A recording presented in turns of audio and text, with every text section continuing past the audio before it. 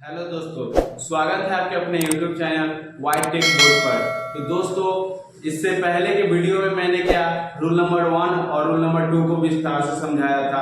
आज आप लोग के सामने रूल नंबर 3 और रूल नंबर 4 को लेकर आया हूँ। तो रूल नंबर 3 क्या बोलता है कि to find integrating factor in the equation m into dx plus n into dy equal to 0 if del m by del y minus del n by del x upon n equal to fx, then integrating factor if equal to e के power integration f of x into dx equal to।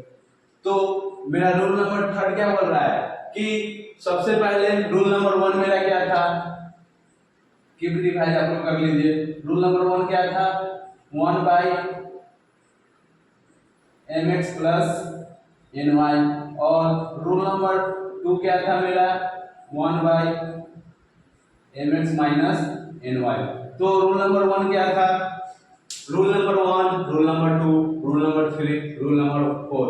Rule number 1 से लेकर rule number 4 कहाँ प्रयोग करते हैं। और मैं एक और बात बताया था क्या कि यदि दिया गया डिफरेंशियल इक्वेशन को सॉल्व करने के लिए मेरा 3 नियम होता है, तो वह 3 नियम क्या होता है, अलग होता है। जो कि क्या होता है, पहले क्वेश्चन को क्या m into dx plus n into dy equal to 0 ये टर्म में होना चाहिए। दूसरा क्या होता है del m by del y equal to del n by del x, और तीसरा क्या होता है m into dx plus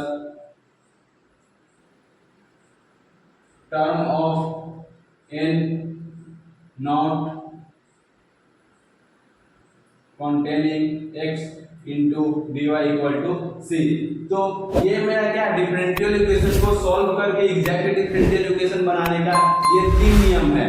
यदि दिया गया डिफरेंशियल इक्वेशन, मान लीजिए कोई भी दिया गया डिफरेंशियल इक्वेशन है, तो उसको एग्जैक्ट बनाने के लिए क्या करेंगे, फर्स्ट स्टेप ये करेंगे, इस टर्म में क्वेश्चन को लाएंगे। यदि दिया गया नहीं है तो इसको सॉल्व करके क्वेश्चन को इस टर्म में लाएंगे, पहला स्टेप मेरा। दूसरा स्टेप क्या कि जब m का वैल्यू और n का वैल्यू निकल जाता है तो del m by del y और del n by del x, यानी कि m का differentiation with respect to y और n का differentiation with respect to x करेंगे। यदि दोनों इक्वल आ जाता है तो दिया गया डिफरेंशियल इक्वेशन क्या हो जाएगा, एग्जैक्ट डिफरेंशियल इक्वेशन हो जाएगा। जब एग्जैक्ट डिफरेंशियल इक्वेशन हो जाएगा तो अंतिम में क्या करते हैं, integration of m into dx plus integration of term of n not containing x into dy equal to c। तो ये मेरा क्या है, कोई भी डिफरेंशियल इक्वेशन को सॉल्व करने का 3 रूल है। तो ये 3 रूल अलग है। यदि दिया गया डिफरेंशियल इक्वेशन को सॉल्व करते हैं और del m by del y not equal to, यानी कि ये नॉट इक्वल आता है किसके, del m by del x का, तो इक्वल टू ये जब तक del m by del y not equal to del m by del x यदि इक्वल नहीं आता है तो इक्वल नहीं आएगा। जब तक इक्वल नहीं आएगा तब तक क्या होगा, एग्जैक्ट डिफरेंशियल इक्वेशन नहीं होगा। जब तक एग्जैक्ट डिफरेंशियल इक्वेशन नहीं होगा तो उसका कंप्लीट सॉल्यूशन नहीं होगा। तो कोई भी दिया गया डिफरेंशियल इक्वेशन यदि एग्जैक्ट डिफरेंशियल इक्वेशन नहीं होता है तो इसको एग्जैक्ट बनाने के लिए क्या करते हैं, कोई भी फैक्टर से गुना करते हैं। तो जब भी कोई फैक्टर से डिफरेंशियल इक्वेशन में गुना करते हैं एग्जैक्ट बनाने को, तो उसको क्या बोलते हैं, इंटीग्रेटिंग फैक्टर। इंटीग्रेटिंग फैक्टर यानी कि उसको शॉर्ट फॉर्म में क्या बोलते हैं, IF बोलते हैं। तो क्या करते हैं, कोई भी डिफरेंशियल इक्वेशन को एग्जैक्ट बनाने के लिए कोई फैक्टर से मल्टीप्लाई यदि कर देते हैं डिफरेंशियल इक्वेशन में, तो वो डिफरेंशियल इक्वेशन क्या बन जाता है, एग्जैक्ट डिफरेंशियल इक्वेशन बन जाता है। तो उसको इंटीग्रेटिंग फैक्टर कहते हैं। तो मान लीजिए कि कोई भी दिया गया एग्जांपल, कोई भी डिफरेंशियल इक्वेशन है, यदि नॉट इक्वल टू आता है del m by del y और del n by del x का वैल्यू, तब क्या करते हैं, सबसे पहले चेक करेंगे कि वो दिया गया डिफरेंशियल इक्वेशन रूल नंबर 1 से बनेगा, फिर रूल नंबर 2 से बनेगा, फिर रूल नंबर 3 से बनेगा या 4 से बनेगा। तो रूल नंबर 1 मेरा क्या कहता है कि m का वैल्यू, यानी कि कोई भी क्वेश्चन दे दिया है dx का वैल्यू और dy दोनों के गुणक में m into dx होता है और यहाँ क्या होता है n into dy। m into, अच्छा से लिखते हैं यहाँ पे, m into क्या होता है dx plus n into dy equal to 0। ये मेरा फर्स्ट स्टेप है। तो dx के गुणक में और dy के गुणक में दोनों तरफ क्या होना चाहिए, पावर सेम होना चाहिए। यदि दोनों तरफ पावर सेम होता है तो वो क्या हो जाएगा, होमोजीनियस हो जाएगा। यदि होमोजीनियस हो जाता है तो हम क्या करेंगे, रूल नंबर 1 लगाएंगे। रूल नंबर 1 क्या होता है 1/mx प्लस ny। यदि दोनों तरफ पावर सेम हो गया तो क्या हो गया होमोजेनियस हो गया। यदि होमोजेनियस हो गया तो रूल नंबर 1 लगाएंगे।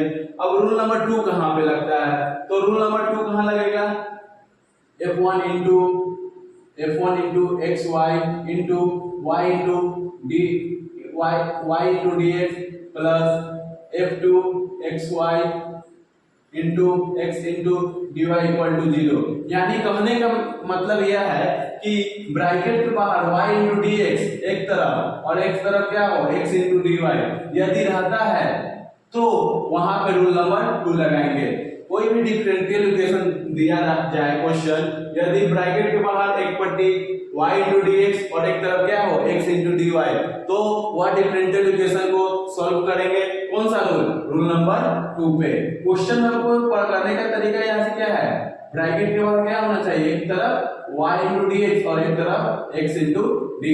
तो उससे हम क्या बोलेंगे कि दिया गया क्वेश्चन किस रूल पर सॉल्व होगा, रूल नंबर 2। रूल नंबर 1 के लिए होमोजेनियस, रूल नंबर 2 के लिए ब्रैकेट के बाहर y into dx एक तरफ x into dy। अब रूल नंबर 3 कब सॉल्व होगा, ये जितना भी रूल है सब किस कब सॉल्व, रूल नंबर कब लगेगा, जितना भी रूल 1 2 3 4 है कब लगेगा, जब ये इक्वल नहीं आएगा तब लगाएंगे। तो रूल नंबर 1 समझ गए, रूल नंबर 2 समझ गए। अब आइए रूल नंबर 3 पर। तो क्या बोलता है, to find integrating factor. Integrating factor find करने के लिए, प्राप्त करने के लिए क्या होता है, इन द इक्वेशन मेरा क्या रहता है m into dx plus n into dy equal to 0।